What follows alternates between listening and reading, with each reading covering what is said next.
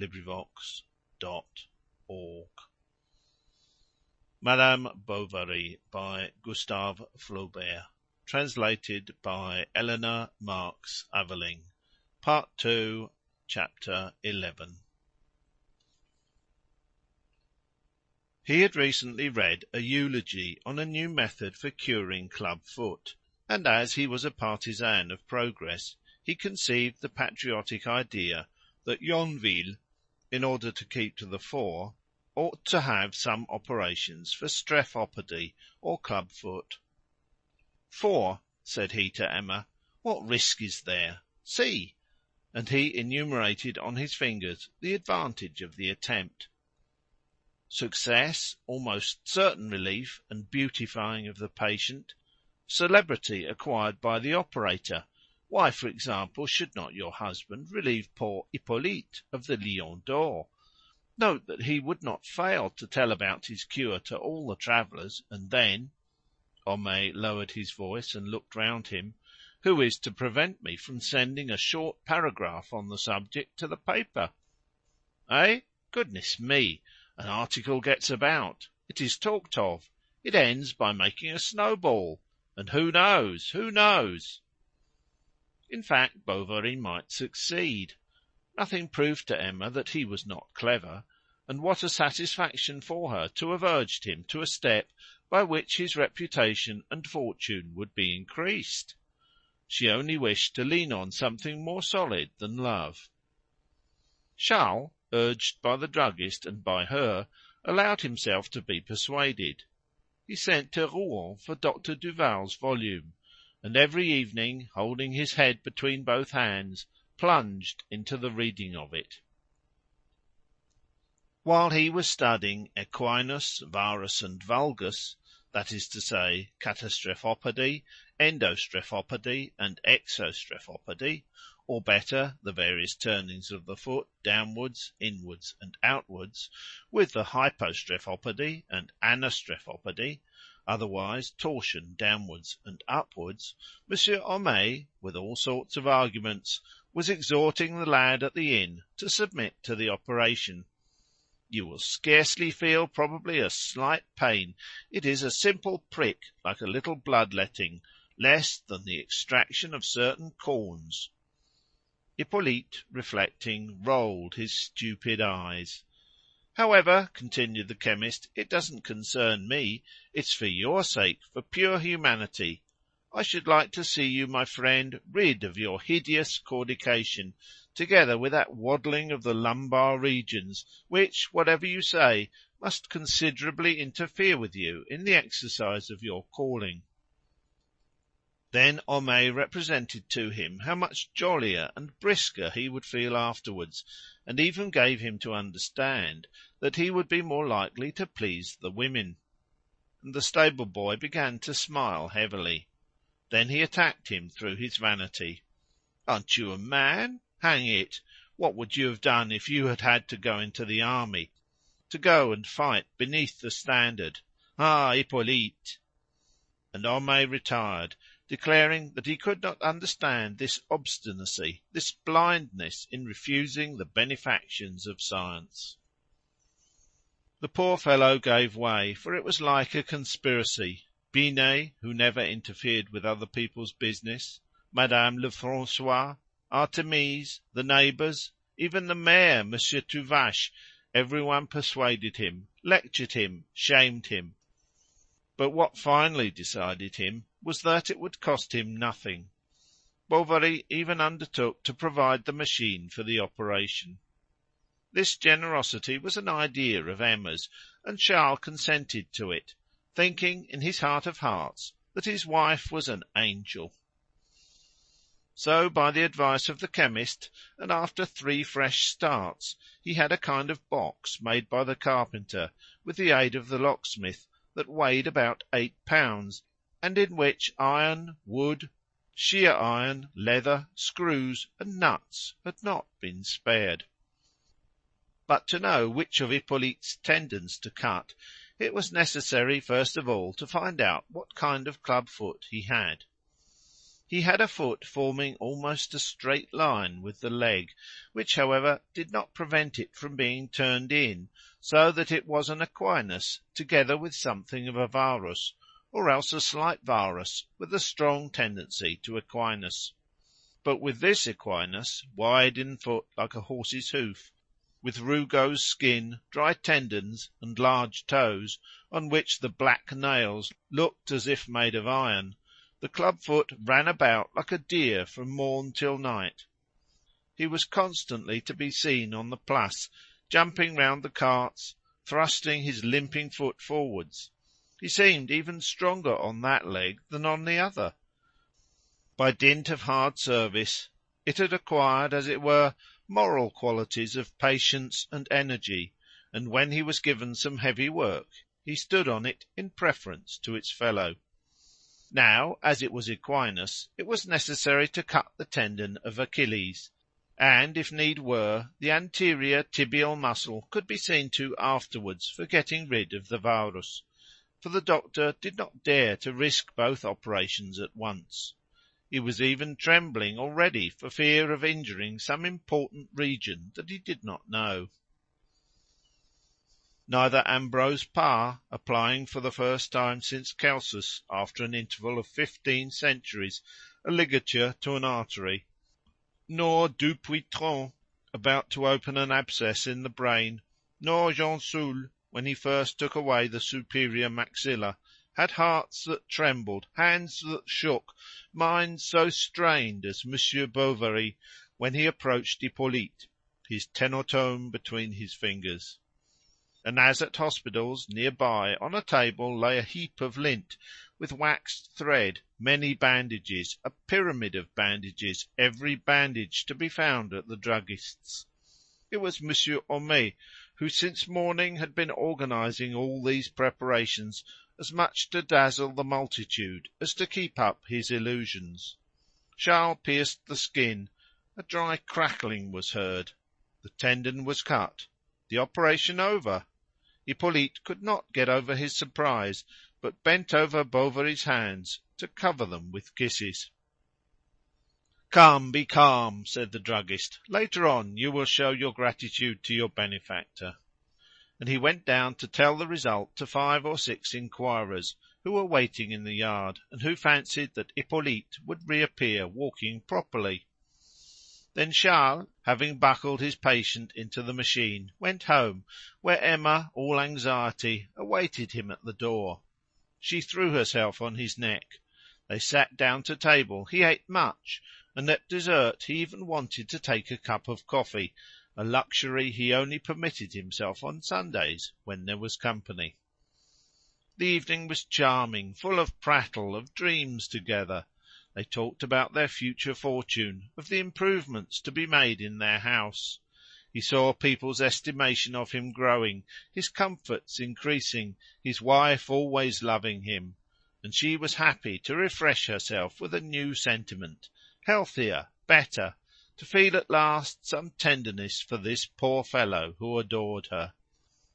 The thought of Rodolphe for one moment passed through her mind, but her eyes turned again to Charles.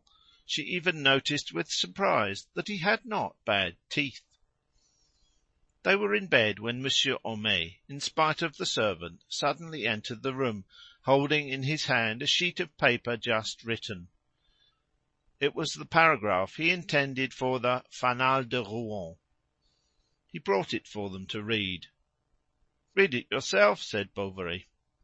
He read, "Despite the prejudices that still invest a part of the face of Europe like a net, the light nevertheless begins to penetrate our country places. Thus, on Tuesday, our little town of Yonville found itself the scene of a surgical operation, which is at the same time an act of loftiest philanthropy. Monsieur Bovary, one of our most distinguished practitioners—" "Oh, that is too much, too much!" said Charles, choking with emotion. "No, no, not at all. What next?" "Performed an operation on a club-footed man." I have not used the scientific term, because you know in a newspaper every one would not perhaps understand. The masses must— No doubt, said Bovary. Go on. I proceed, said the chemist. Monsieur Bovary, one of our most distinguished practitioners, performed an operation on a club-footed man called Hippolyte Tautain, stableman for the last 25 years at the hotel of the Lion d'Or, kept by widow Lefrancois, at the Place d'Armes. The novelty of the attempt and the interest incident to the subject had attracted such a concourse of persons that there was a veritable obstruction on the threshold of the establishment. The operation, moreover, was performed as if by magic, and barely a few drops of blood appeared on the skin, as though to say that the rebellious tendon had at last given way beneath the efforts of art. The patient, strangely enough, we affirm it as an eye-witness, complained of no pain. His condition up to the present time leaves nothing to be desired.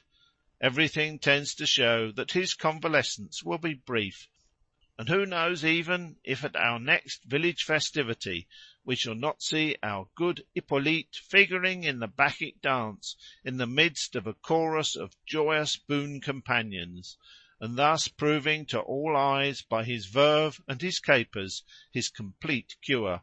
Honour, then, to the generous savants!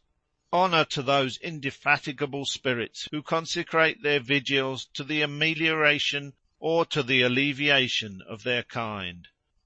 Honour, thrice honour! Is it not time to cry that the blind shall see, the deaf hear, the lame walk? But that which fanaticism formerly promised to its elect, science now accomplishes for all men. We shall keep our readers informed as to the successive phases of this remarkable cure. This did not prevent Mère Lefrancois from coming 5 days after, scared, and crying out, "Help! He is dying! I am going crazy!" Charles rushed to the Lion d'Or, and the chemist, who caught sight of him passing along the Place, hatless, abandoned his shop. He appeared himself, breathless, red, anxious, and asking every one who was going up the stairs, "Why, what's the matter with our interesting strephopode?" The strephopode was writhing in hideous convulsions, so that the machine in which his leg was enclosed was knocked against the wall enough to break it. With many precautions, in order not to disturb the position of the limb, the box was removed, and an awful sight presented itself. The outlines of the foot disappeared in such a swelling that the entire skin seemed about to burst, and it was covered with ecchymosis caused by the famous machine. Hippolyte had already complained of suffering from it. No attention had been paid to him. They had to acknowledge that he had not been altogether wrong, and he was freed for a few hours. But hardly had the edema gone down to some extent than the two savants thought fit to put back the limb in the apparatus, strapping it tighter to hasten matters. At last, 3 days after, Hippolyte being unable to endure it any longer, they once more removed the machine, and were much surprised at the result they saw. The livid tumefaction spread over the leg, with blisters here and there, whence there oozed a black liquid. Matters were taking a serious turn. Hippolyte began to worry himself, and Mère Lefrancois had him installed in the little room near the kitchen, so that he might at least have some distraction. But the tax collector, who dined there every day, complained bitterly of such companionship. Then Hippolyte was removed to the billiard-room. He lay there moaning under his heavy coverings, pale, with long beard, sunken eyes, and from time to time turning his perspiring head on the dirty pillow, where the flies alighted. Madame Bovary went to see him. She brought him linen for his poultices. She comforted and encouraged him. Besides, he did not want for company, especially on market days, when the peasants were knocking about the billiard balls round him, fenced with the cues, smoked, drank, sang, and brawled. "How are you?" they said, clapping him on the shoulder. "Ah, you're not up to much, it seems, but it's your own fault. You should do this, do that." And then they told him stories of people who had all been cured by other remedies than his. Then, by the way of consolation, they added, "You give way too much. Get up. You coddle yourself like a king. All the same, old chap, you don't smell nice." Gangrene, in fact, was spreading more and more. Bovary himself turned sick at it. He came every hour, every moment. Hippolyte looked at him with eyes full of terror, sobbing, "When shall I get well? Oh, save me! How unfortunate I am! How unfortunate I am!" And the doctor left, always recommending him to diet himself. "Don't listen to him, my lad," said Mere Lefrancois. "Haven't they tortured you enough already? You'll grow still weaker. Here, swallow this." And she gave him some good beef tea, a slice of mutton, a piece of bacon, and sometimes small glasses of brandy, that he had not the strength to put to his lips. Abbe Bournisien, hearing that he was growing worse, asked to see him.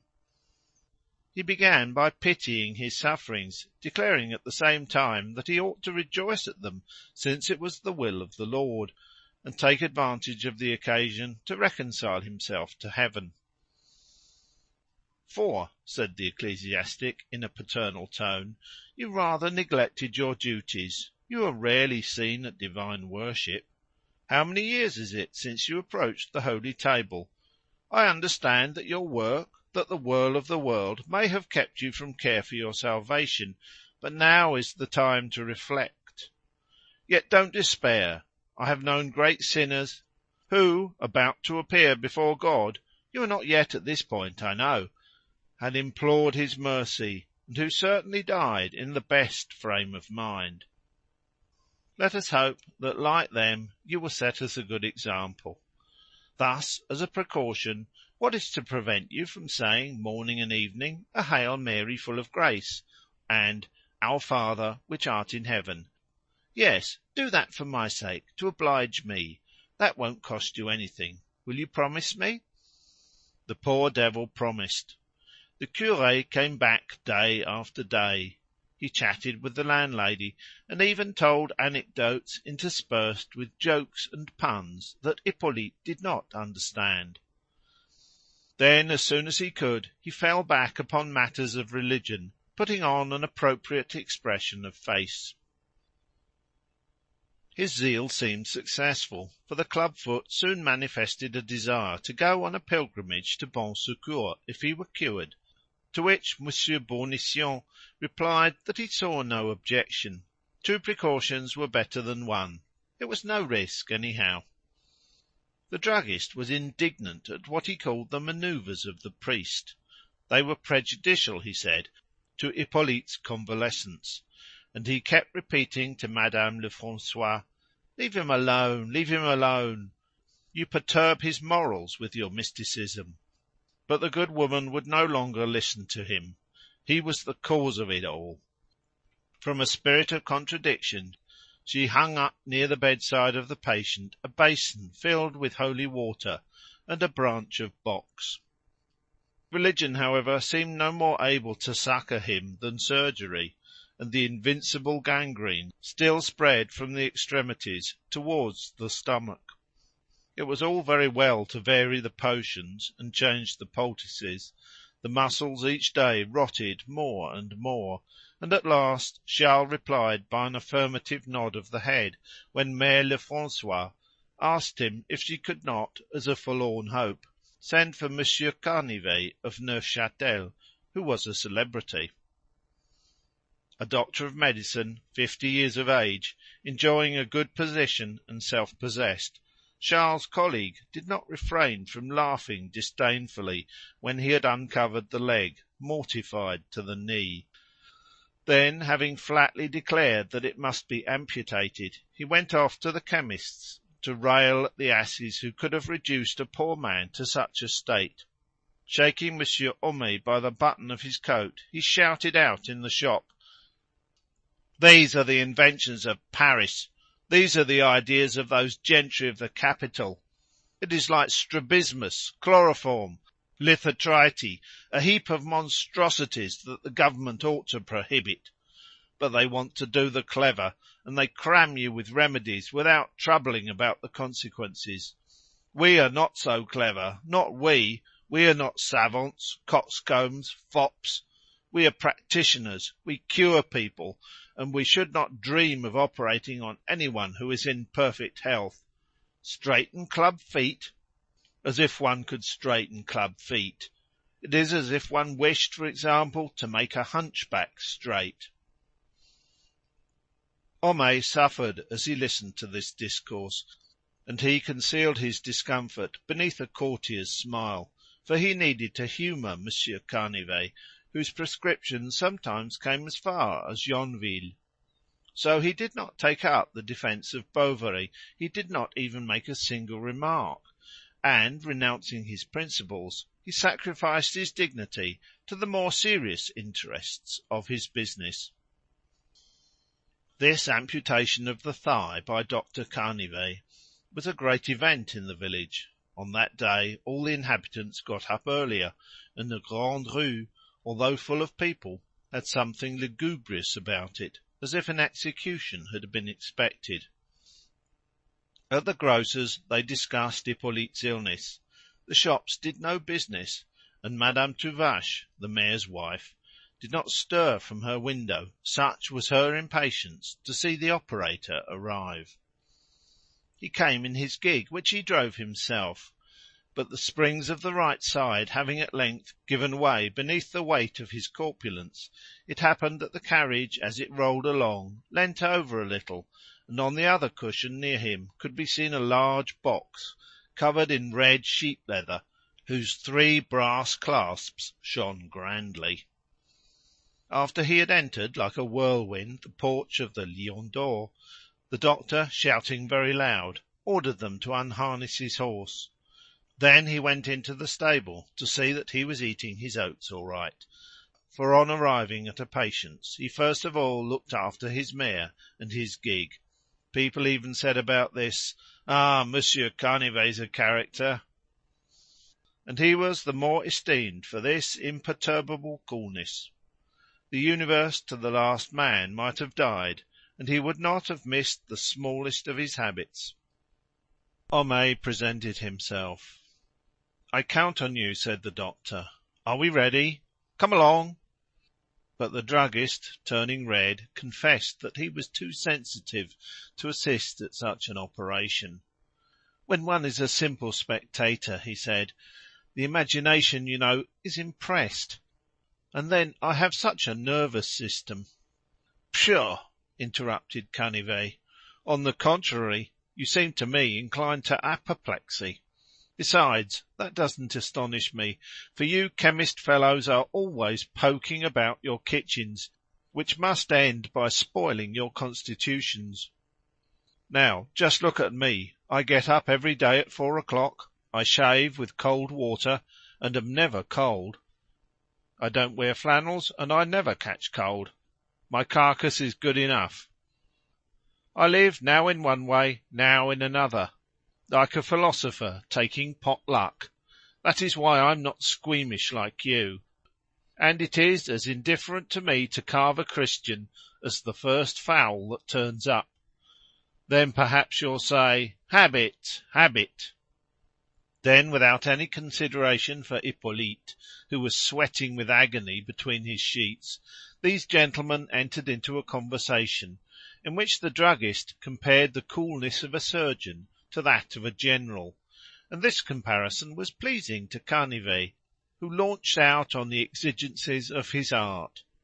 He looked upon it as a sacred office, although the ordinary practitioners dishonoured it. At last, coming back to the patient, he examined the bandages brought by Homais, the same that had appeared for the club foot, and asked for some one to hold the limb for him. Lestiboudois was sent for, and Monsieur Canivet, having turned up his sleeves, passed into the billiard-room, while the druggist stayed with Artémise and the landlady, both whiter than their aprons, and with ears strained towards the door. Bovary during this time did not dare to stir from his house. He kept downstairs in the sitting-room by the side of the fireless chimney, his chin on his breast, his hands clasped, his eyes staring. What a mishap, he thought, what a mishap! Perhaps, after all, he had made some slip. He thought it over, but could hit upon nothing. But the most famous surgeons also made mistakes, and that is what no one would ever believe. People, on the contrary, would laugh, jeer. It would spread as far as Forges, as Neufchâtel, as Rouen, everywhere. Who could say if his colleagues would not write against him? Polemics would ensue. He would have to answer in the papers. Hippolyte might even prosecute him. He saw himself dishonoured, ruined, lost, and his imagination, assailed by a world of hypotheses, tossed amongst them like an empty cask borne by the sea and floating upon the waves. Emma, opposite, watched him. She did not share his humiliation. She felt another, that of having supposed such a man was worth anything. As if 20 times already she had not sufficiently perceived his mediocrity. Charles was walking up and down the room. His boots creaked on the floor. "Sit down," she said. "You fidget me." He sat down again. How was it that she who was so intelligent, could have allowed herself to be deceived again? And through what deplorable madness had she thus ruined her life by continual sacrifices? She recalled all her instincts of luxury, all the privations of her soul, the sordidness of marriage, of the household, her dreams sinking into the mire like wounded swallows, all that she had longed for, all that she had denied herself, all that she might have had. And for what? For what?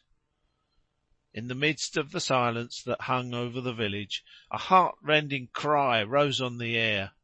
Bovary turned white to fainting.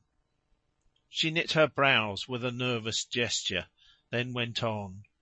And it was for him, for this creature, for this man, who understood nothing, who felt nothing. For he was there, quite quiet, not even suspecting that the ridicule of his name would henceforth sully hers as well as his. She had made efforts to love him, and she had repented with tears for having yielded to another. But it was perhaps a valgus, suddenly exclaimed Bovary, who was meditating. At the unexpected shock of this phrase, falling on her thought like a leaden bullet on a silver plate, Emma, shuddering, raised her head in order to find out what he meant to say, and they looked at the other in silence, almost amazed to see each other, so far sundered were they by their inner thoughts. Charles gazed at her with the dull look of a drunken man, while he listened motionless to the last cries of the sufferer, that followed each other in long-drawn modulations, broken by sharp spasms, like the far-off howling of some beast being slaughtered. Emma bit her wan lips, and rolling between her fingers a piece of coral that she had broken, fixed on Charles the burning glance of her eyes like 2 arrows of fire about to dart forth. Everything in him irritated her now. His face, his dress, what he did not say, his whole person, his existence in fine. She repented of her past virtue as of a crime, and what still remained of it rumbled away beneath the furious blows of her pride. She revelled in all the evil ironies of triumphant adultery. The memory of her lover came back to her with dazzling attractions. She threw her whole soul into it, borne away towards this image with a fresh enthusiasm. And Charles seemed to her as much removed from her life, as absent for ever, as impossible and annihilated, as if he had been about to die and were passing under her eyes. There was a sound of steps on the pavement. Charles looked up, and through the lowered blinds he saw at the corner of the market, in the broad sunshine, Dr. Canivet, who was wiping his brow with his handkerchief. Homais, behind him, was carrying a large red box in his hand, and both were going towards the chemist's.